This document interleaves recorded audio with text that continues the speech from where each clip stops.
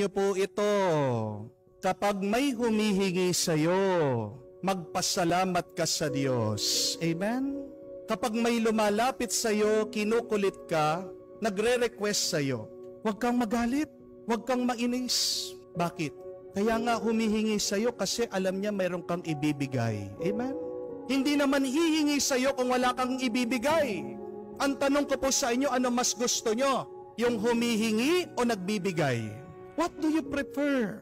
To be the receiver or to be the giver? Kapag ikaw ay nagbibigay, anong ibig sabihin? Binigyan ka. Kapag may lumalapit sa iyo, humihingi sa iyo, matuwa ka. Kasi pinuno ka ng grasya ng Diyos. Mas mahirap yung humihingi. Dahil ang humihingi, wala. Ang humihingi, naghihirap.